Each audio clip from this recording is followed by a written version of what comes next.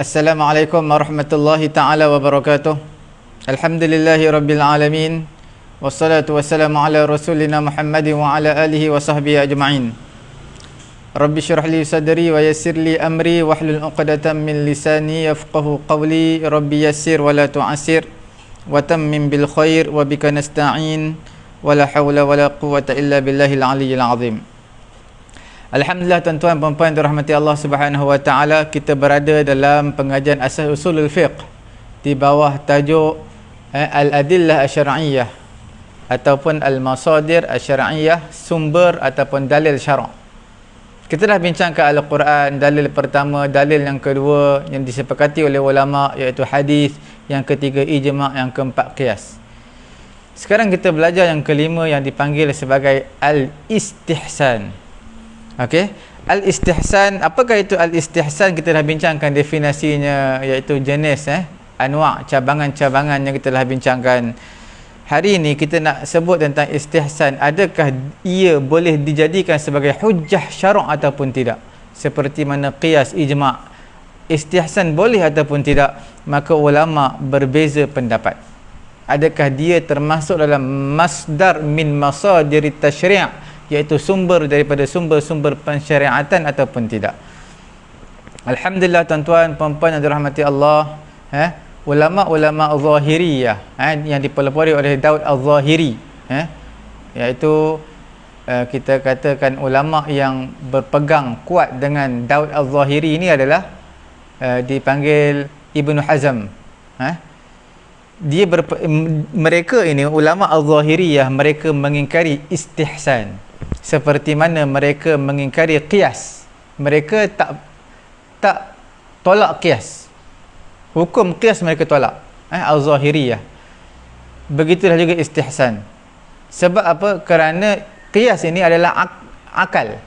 Kita qiyaskan bila cukup syarat-syarat dia, apa dia, iaitu al-aslu, hukmul asli, al-illah fara', hukmul fara', maka bila cukup syarat-syarat yang dikehendaki, maka bolehlah dijadikan qiyas sebagai sumber hukum. Tapi ulama Al-Zahiriyah mereka tolak. Mereka menolak qiyas kerana mereka kata qiyas ini adalah al-aql. Istihsan pun sama, al-aql, akal. Jadi sebab itu mereka tolak. Mereka tidak beramal dengan istihsan dan juga qiyas. Yang masyhur daripada Imam Syafi'i adalah dia menolak qiyas, mengingkari hukum qiyas, hukum qiyas. Bukan qiyas, istihsan. Qiyas disepakatilah di kalangan 4 mazhab, minta maaf. Qiyas 4 mazhab sepakat mengamalkan hukum qiyas. Istihsan yang bab yang kita bincang pada hari ini, Imam Syafi'i sendiri menolak istihsan sebagai hukum.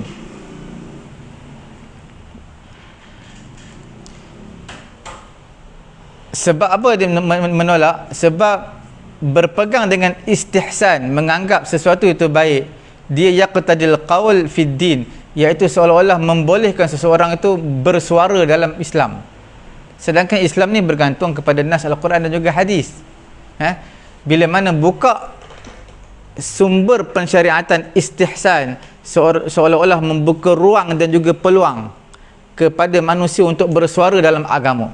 Itu yang tidak dibenarkan. Bila bersuara, maka mereka akan ikut hawa nafsu. Sebab itu pernah dinukilkan daripada Imam Syafi'i rahimahullahu ta'ala, dia kata man istahsana faqad syara'a. Siapa yang istahsana, menganggap sesuatu itu baik, beramal dengan istihsan, maka faqad syara'a, seolah-olah dia telah mensyariatkan.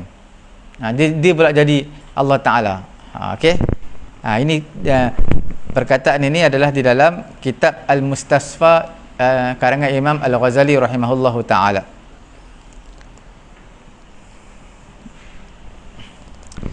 Sedangkan bersuara dalam agama yang mana dibina di atas hawa nafsu, itu memang ditolak lah. Agama ni bukan dibina atas hawa nafsu. Mana bila agama mengikut hawa nafsu, itu adalah satu perkara yang dilarang dalam syariat. Sebenarnya perkataan Asy-Syafi'iyah, ulama-ulama Syafi'i, mengenai dengan istihsan ini sebagai hujjah adalah apa? Iaitu maknahul lughawi, makna yang lughawi. Kerana istihsan di sisi mereka ma yastahsinuhu al-mujtahid bi'aqlihi. Jadi maksud Imam Syafi'i, ulama Syafi'i kata maksudnya istihsan yang tak boleh jadikan sebagai hujjah itu maksudnya dimahmulkan, diletakkan ke atas makna lughawi. Bila makna lughawi makna menganggap baik. Bila sesuatu tu menganggap baik, dianggap benda tu baik walaupun bercanggah dengan syariat, kita anggap baik, maka boleh jadikan hukum. Itu yang ulama Syafi'i tolak. Itu yang Imam Syafi'i tolak. Kerana istihsan di sisi ulama-ulama, termasuklah ulama Syafi'i, maksud dia ma yastahsinuhu al-mujtahidu, sesuatu perkara, isu, masalah yang mana mujtahid, ulama yang mujtahid menganggap perkara tersebut baik dengan akal mereka. Okey,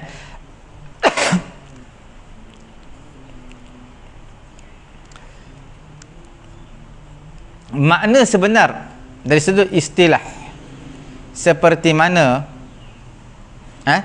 yang dikatakan oleh majoriti di kalangan ulama, bukan maksud di atas lughawi, apa yang mujtahid menganggap benda tu baik. Tidak, bukan setakat itu saja.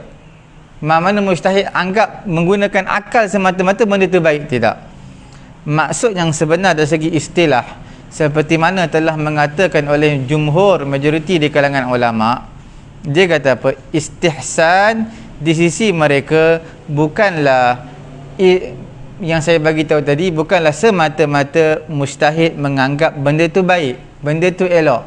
Tidak. Sebenarnya maksud istihsan memanglah makna lughawi, makna bahasanya menganggap sesuatu tu baik dengan akal.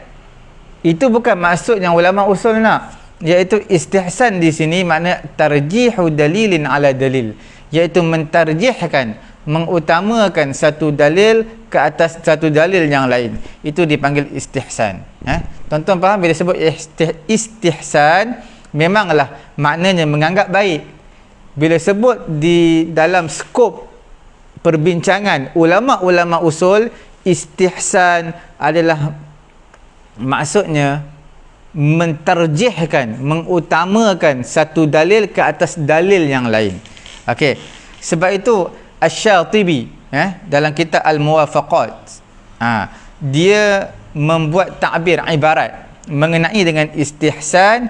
Dia kata apa, seperti mana yang kita baca pada definisi dalam al-istihsan pada awal-awal dahulu, iaitu al-amal bi aqwa dalilain, iaitu beramal dengan dalil yang paling kuat daripada dua dalil. Mentarjihkan, mengutamakan salah satu daripada dua dalil yang mana lebih kuat, itulah dipanggil istihsan. Okey.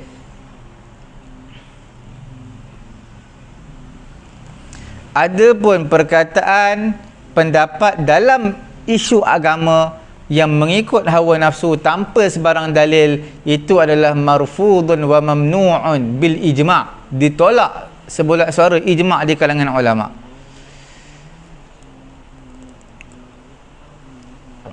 Kerana ini istihsan itu sendiri musallam bih, diterima di sisi ulama-ulama Syafi'i selepas mana diterangkan kepada mereka apakah murad, maksud yang dimaksudkan dengan istihsan. Okey, Imam Syafi'i memang tolak istihsan sebab Imam Syafi'i faham dari sudut lughawi. Ulama-ulama Syafi'i bila mana dibentangkan kepada mereka, dijelaskan kepada mereka, ulama usul maksudkan istihsan seperti ini, mentarjihkan satu dalil ke atas dalil yang lain, maka ulama Syafi'i telah terima pendapat tersebut, telah terima apa? Istihsan juga sebagai satu hujjah. Jadi khilaf perbezaan antara mazhab fiqh pada istihsan boleh jadikan hujjah ataupun tidak. Khilaf ini dipanggil sebagai khilaf lafzi. Khilaf lafaz dia berbeza, sebenarnya maksud yang sama, lafaz digunakan berbeza. Okey.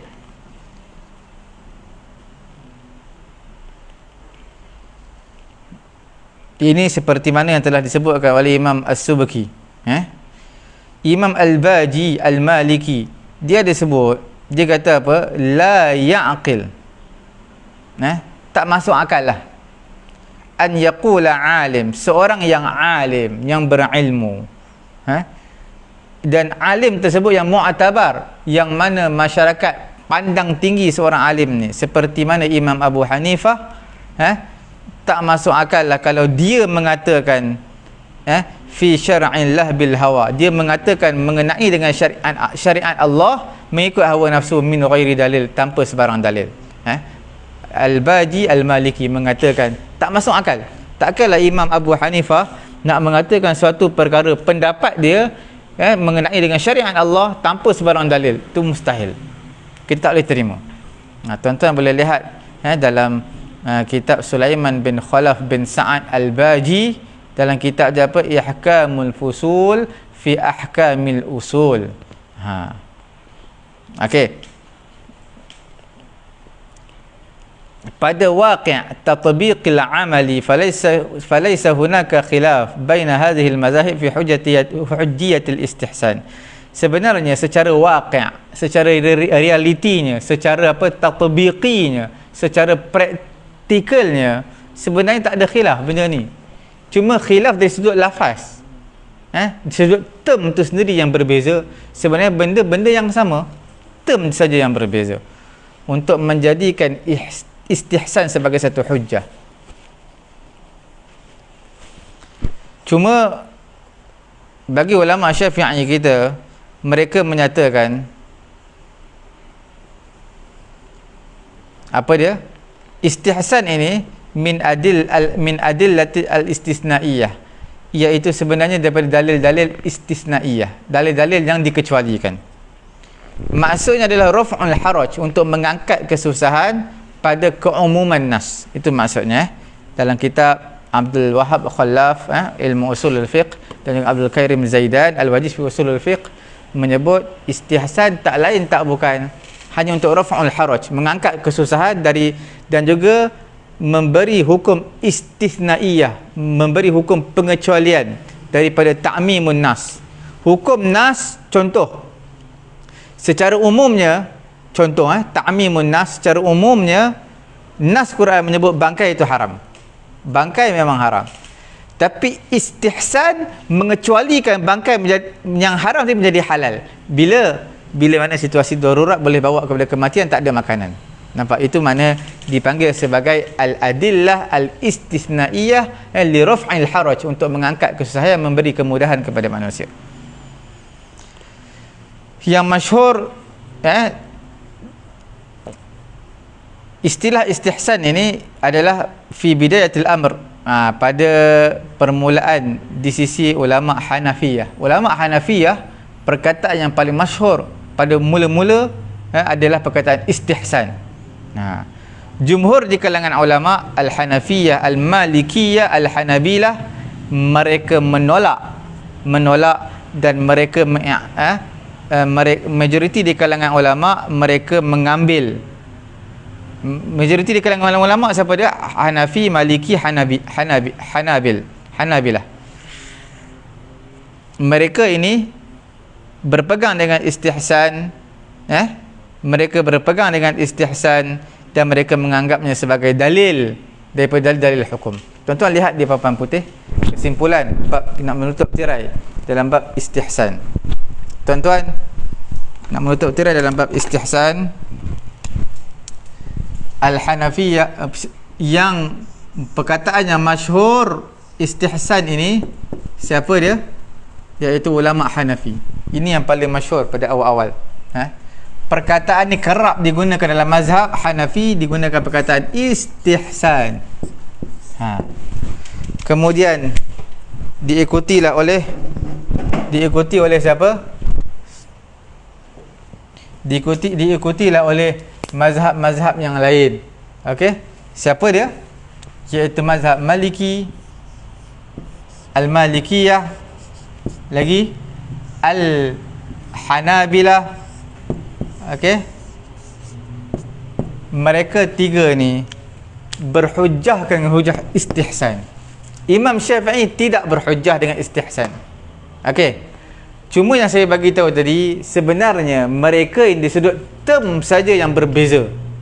Term saja, istilah itu berbeza, khilaf sudut lafaz, sebenarnya benda adalah benda yang sama. Amalan-amalan yang sama. Okey.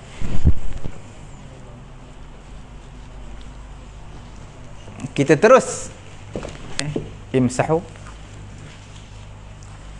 Kita terus pergi dalam bab yang baru, dalam dalil yang ke berapa ni? Dalil yang ke-6 betul? Sebelum ni kita belajar mengenai dengan qiyas, ijma', dalil yang ke-6. Pertama Quran, hadis, ijma', qiyas, istihsan, dan juga yang ke-6 dipanggil al-masalih al-mursalah. Dipanggil apa? Masalih mursalah.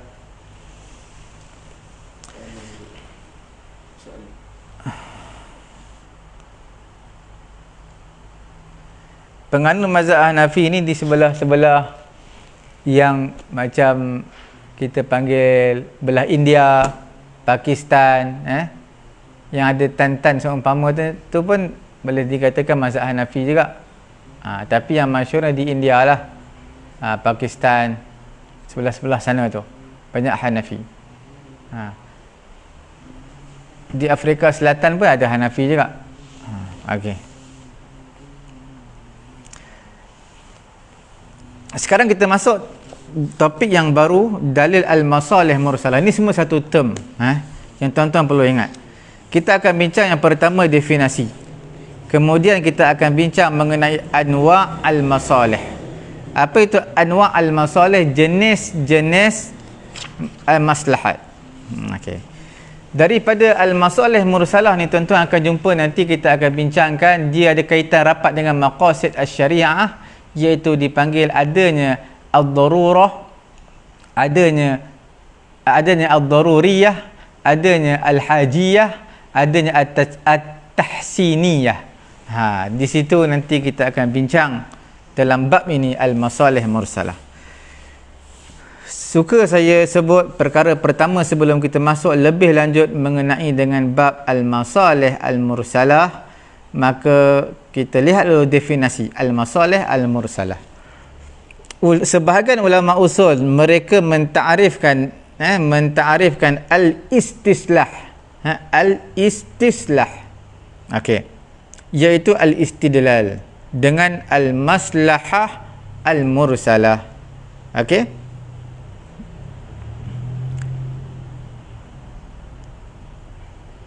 walitahdidi makna al-masalih mursalah, dan untuk mentahdidkan, membataskan makna al-masalih mursalah, tak dapat tidak apa, kita tahdidkan makna al-maslahat yang pertama dulu. Okey, maslahat dulu. Al-masalih jamak kepada maslahat. Apa itu maslahat? Imam Ghazali menyatakan iaitu satu ibarat an jalbil manfa'ah wa daf'il madarrah, iaitu menolak kemudaratan. Jadi akal yang sempurna, yang normal akan cenderung kepada fitrah dia. Apa dia? Iaitu kepada maslahat yang memberi manfaat kepada dia, dan juga akan mengingkari perkara yang akan merosakkan dia, akan membinasakan dia, memudaratkan dia. Manfaat ini adalah perkara yang baik yang dituntut, mudarat adalah perkara yang ditolak. Okey, tuan-tuan lihat maslahat ini Imam Ghazali pun sebut dalam kitab dia Al-Mustasfa. Dia sebut apa? Dia sebut al-maslahah adalah satu ibarat jalbil manfaah, menarik kemanfaatan dan juga menolak kemudaratan. Okey, sekarang kita lihat, sebelum kita pergi lebih panjang, kita supaya nampak gambaran di papan putih dulu. Okey,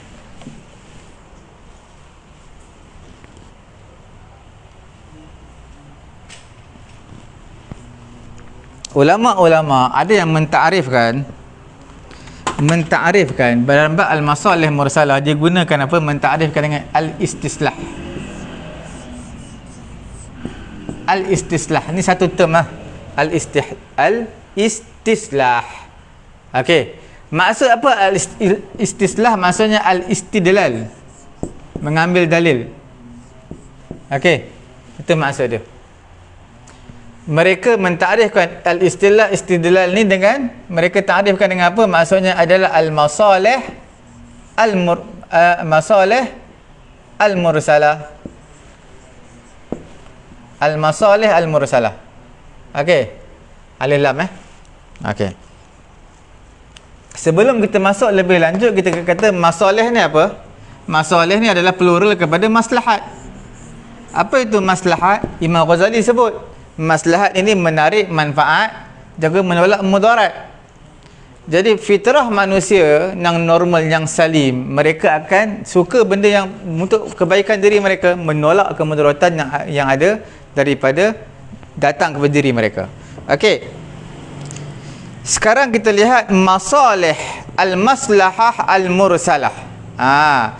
Dalam istilah ulama usul, maksudnya al-maslahah allati lam yashra' asy-syari', yang mana Allah Ta'ala tidak menjelaskan, tidak mensyariatkan hukumnya li tahqiqiha, untuk merealisasikannya. Maslahat tersebut. Walam yarid fi syara' nassun an ala i'tibariha aw ala ilghaiha. Ni dalam ta'rif dalam kitab apa Abdul Wahhab Khallaf, ilmu usulul fiqh. Okey. Kita lihat apa itu maslahah al-mursalah ataupun masalih mursalah. Apa kita panggil dia? Al-maslahah ataupun al-masalih al-mursalah. Apa dia? Suatu perkara, satu kemaslahatan yang mana syari' Allah Ta'ala tidak mensyariatkan hukumnya li tahqiqiha. Satu isu, satu apa dia? Satu maslahat yang mana Allah Subhanahu Wa Ta'ala tidak menjelaskan hukumnya. Maslahat yang tak dijelaskan hukumnya. Tak dijelaskan hukum untuk merealisasikan,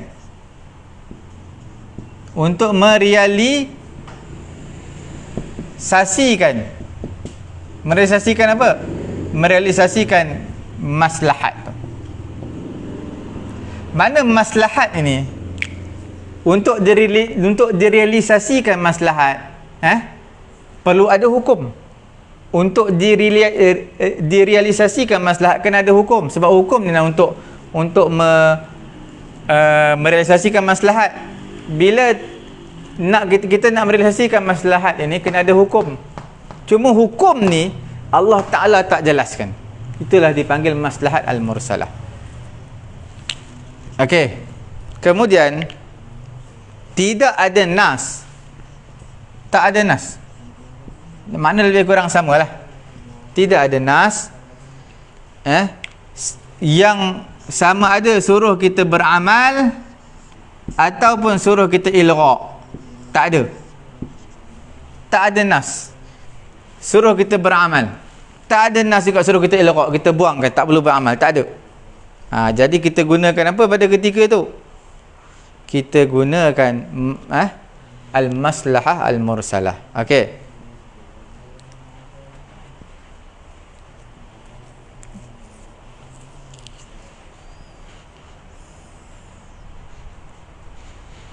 Sebenarnya tuan-tuan puan-puan dirahmati Allah Subhanahu Wa Ta'ala, dalam bab al-maslahah al-mursalah ataupun masalih mursalah, dia satu bab yang mana dia lebih khusus daripada bab yang disebut sebagai masadir asy-syariah.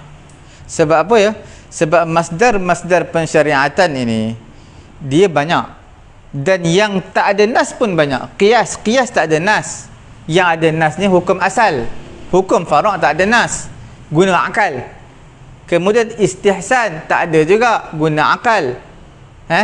Walaupun hukum secara ammah itu ada, hukum secara am ada, tapi digunakan istihsan kerana menggunakan akal. Begitu juga dalam al-maslahah mursalah, dia juga menggunakan akal yang tak ada nas. Okey, dipanggil dia ni hukum yang birra'i, hukum menggunakan pendapat yang dibina pendapat tersebut mestilah di atas maslahah al-mursalah. Okey, al-maslahah al-mursalah. Okey,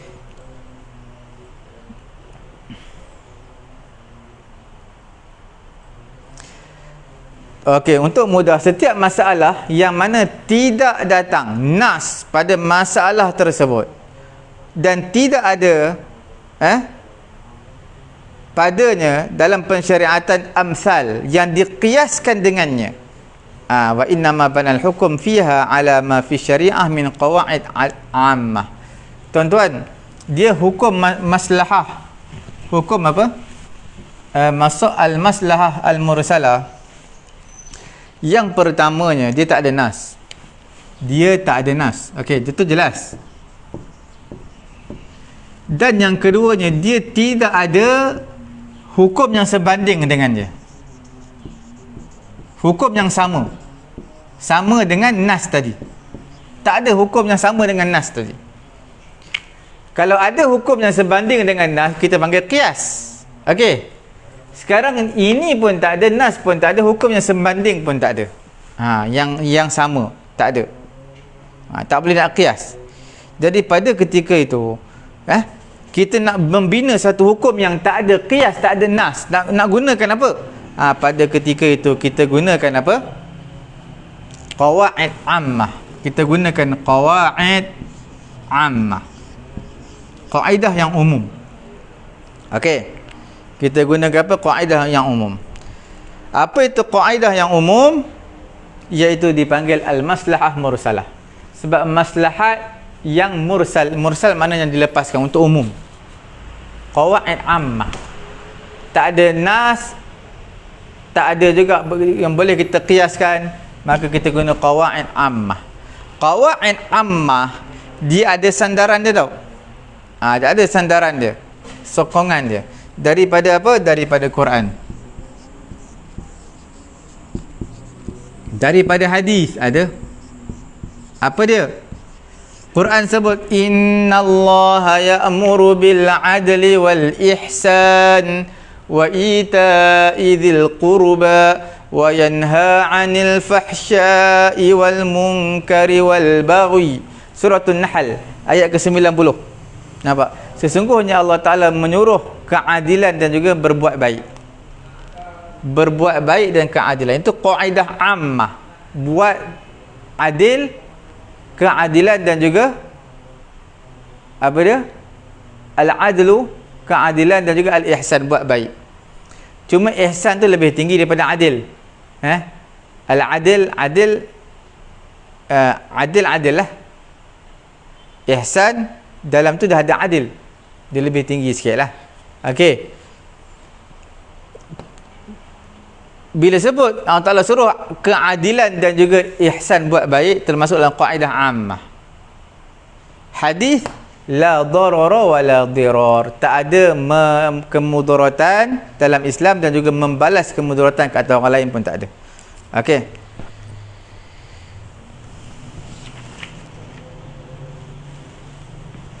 kemudian sekarang kita terus pergi kepada jenis-jenis al-masalih.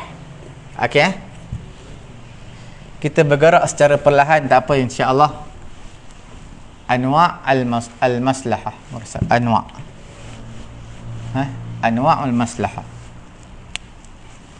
Panggil apa? Anwa'. Jenis-jenis maslahat.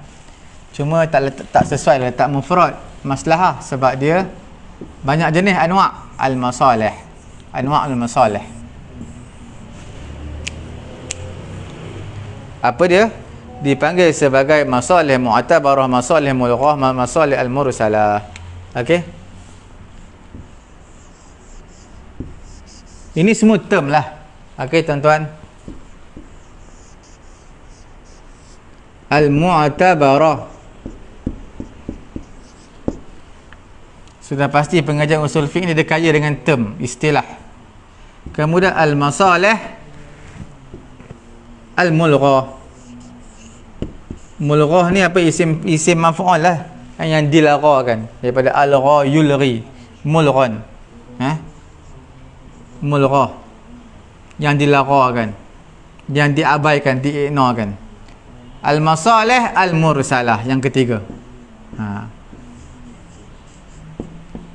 Okey, ada 3 jenis al-masalih.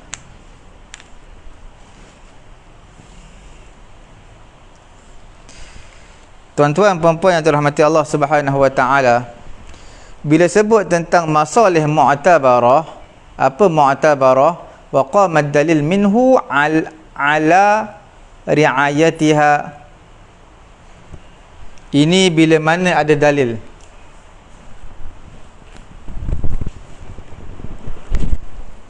Bila mana ada apa? Di sana ada dalil. Dalil daripada syarak. Bila ada dalil daripada syarak, hukum dia ada dalil daripada syarak, ini dipanggil bila niza', tanpa perselisihan di kalangan ulama. Dah jelas, teks dah ada, dipanggil al-masalih al-mu'tabarah. Okey, sebab dah ada teks Quran ataupun hadis. Ini memang jelaslah. Syariat i'tibar, Allah Ta'ala yang i'tibar dia sebagai hukum dalil. Jadi bila niza', tanpa sebarang perselisihan di kalangan ulama, al-masalih mu'tabarah sebagai satu hujjah. Al-mulghah macam mana tu?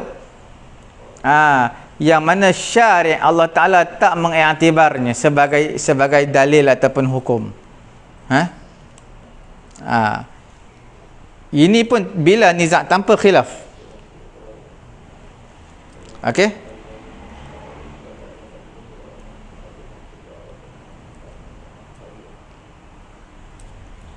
Contoh macam mana dia bertentangan dengan khilaf. Contoh bagaimana tak boleh kahwin dua. Tak boleh kahwin dua. Nampak? Tak boleh kahwin dua. Tak boleh kahwin lebih daripada seorang. Kahwin kena seorang je. Sedangkan nas Al-Quran dia kata apa? Wa in khiftum alla tuqsitu fil yatama fankihu ma taba lakum minan nisa mathna wa thulatha wa ruba'. Sekiranya kamu nak kahwinlah 2, 3, 4. Wa in khiftum alla ta'dilu fawahidah. Sekiranya kamu tak mampu, kahwin seorang je. Okey. Nampak? Jadi bila mana kita tak bagi seseorang tu kahwin 2, kahwin 3, terutama isteri yang pertama lah, maka itu dipanggil al-masalih al-mulghah, yang tak diiktibar kerana ketidaksetujuan dia. Dia tak setuju adalah bertentangan dengan nas teks daripada Al-Quran. Walaupun kita kata di sana ada maslahat. Maslahat apa tu? Di sana ada maslahat. Maslahat apa? Dipanggil maslahat zaujatul ula. Maslahat apa? Maslahat zaujatul ula, isteri yang pertama. Ialah bila kita kahwin dua, isteri pertama akan terasa hati, akan sedih, boleh jadi gila. Jadi untuk meraihkan maslahat isteri pertama, maka tak boleh kahwin dua. Itu adalah al-masalih mulghah, yang tak diiktibar. Tak diiktibar sebab bertentangan dengan teks. Okey?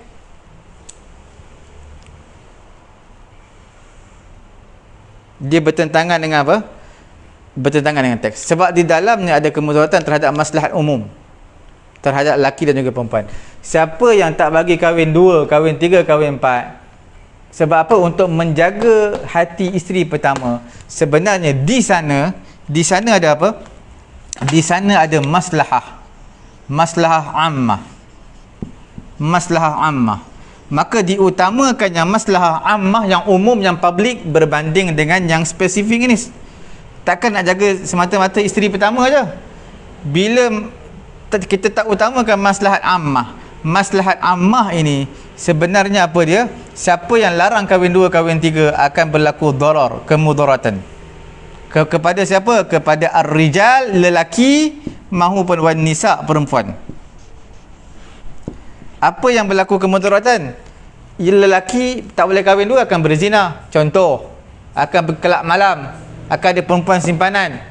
Okey, kalau lelaki tak boleh kahwin dua, kahwin tiga, kalau perempuan, apa yang mudarat dia? Akan selamanya tak bersuami. Jadi janda contoh. Jadi andar tu. Ini maslahat umum. Jadi maslahat umum lebih diutamakan berbanding maslahat isteri pertama. Ini tuan-tuan dari sudut term ilmu usul fiqh yang kita belajar, iaitu anwa' al-masalih. Sebenarnya untuk hukum kita tak dapat, tidak kena sesuaikan dengan hukum di Malaysia, sebab kita ada hukum wadai, ada hukum kita panggil hukum syari', hukum syarak. Bila sebut tentang hukum undang-undang min haisul qanun, undang-undang kahwin dua, kahwin tiga ni sebenarnya bukan izin daripada isteri pertama. Mungkin wallahu a'lam, mungkin sebahagian negeri mungkin daripada kena tanda tangan, tauqi', tanda tangan isteri pertama. Tapi untuk negeri Selangor sebenarnya tak perlu tanda tangan daripada isteri yang pertama. Tak perlu. Cukup photostat IC isteri pertama, photostat IC anak-anaknya, kemudian slip gaji. Adalah beberapa dokumen yang perlu dilengkapkan. Kemudian mahkamah yang menentukan adakah layak ataupun tidak. Bukan isteri pertama yang menentukan layak ataupun tidak. Yang menentukan adalah mahkamah. Mahkamah akan menentukan dia layak ataupun tidak. Okey, tuan-tuan puan-puan yang dirahmati Allah Subhanahu Wa Taala. Kemudian kita lihat yang ketiga dipanggil apa? Al-masalih al-masalih al-mursalah. Tuan-tuan nampak? Al-masalih mursalah. Masalih mursalah ni bincang tentang apa ni? Ini dua-dua memang tak ada khilaf. Pertama tak ada khilaf, tak ada khilaf. Yang ketiga, ini ada khilaf di kalangan ulama. Ada yang terima, ada yang tak terima. Okey. Masalih mursalah adalah al-masalih allati la yujad min asy-syara' ma yadullu ala i'tibariha wa la ilghaiha. Al-masalih mursalah ini adalah satu kemaslahatan yang tidak didapati daripada syarak. Sama ada suruh kita ambil ataupun kita abaikan. Tak ada hukum daripada syarak. Dinamakan sebagai mursal. Nampak? Sebab tu namakan mursal, mursalah. Okey. Al-masalih termasuk dalam maqasid asy-syari'. Termasuk dalam apa? Maqasid syari'. Maslahat. Al-masalih ataupun maslahat, dia adalah termasuk dalam maqasid. Sebab tu saya kata ada kaitan rapat dengan maqasid asy-syari'ah. Sebab dia ada kaitan dengan maqasid asy-syari', iaitu maksud kehendak Allah Subhanahu Wa Taala, tetapi asy-syari' Allah Taala atlaqaha wa arsalaha, iaitu lepaskan. Dia tak spesifikkan, umumkan. Biduni ayyi qaidin khassin, tanpa sebarang qaid yang khusus, diumumkan. Kalau Allah Taala nak, dia akan jadi mu'tabarah sebab teks daripada Quran ataupun hadis. Kalau Allah Taala tak nak, dia akan larang. Dia akan bertentangan dengan nas. Suatu hukum yang bertentangan dengan nas itu dipanggil mulghah. Yang ketiga ni, maslahat itu adalah qasad, maqasid daripada Allah Ta'ala. Itu maksud Allah Ta'ala nak, tapi Allah Ta'ala tak jelaskan. Dia Allah Ta'ala umumkan tanpa sebarang qaid, sebarang syarat dan sebagainya. Bahkan Allah Ta'ala biarkan untuk kita ni ada akal, kita usaha menggunakan akal kita, sama ada benda ni boleh disabitkan sebagai hukum ataupun tidak, logik ataupun tidak, maka itu dipanggil sebagai mursal. Jelas contoh dia amat banyak lah.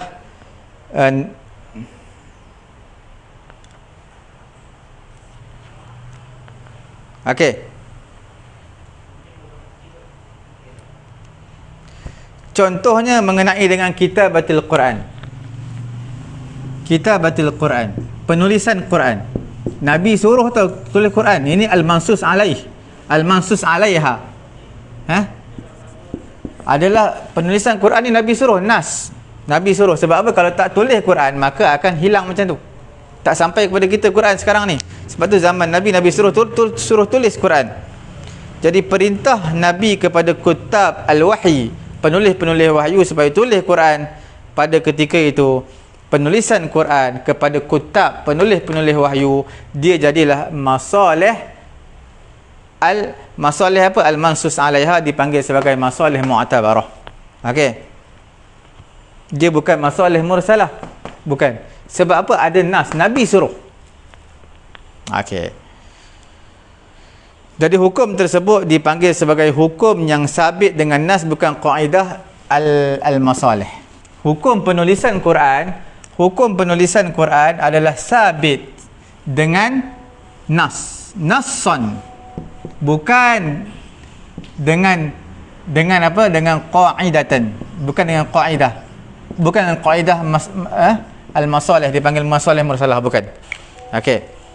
Kemudian apabila ada dalil supaya kita abaikan benda tadi, seperti mana istislam lil adu, serah diri, surrender kepada siapa? Kepada musuh Islam, maka zahirnya padanya ada maslahat untuk menjaga jiwa daripada terbunuh.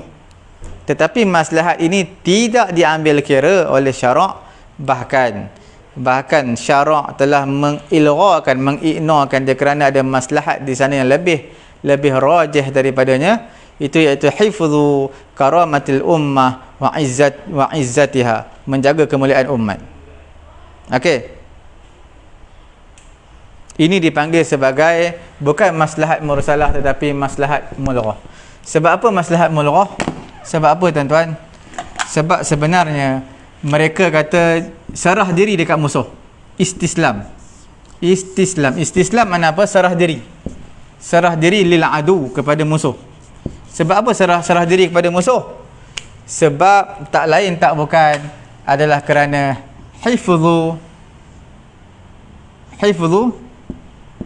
apa? An-nafs, pelihara jiwa daripada terbunuh.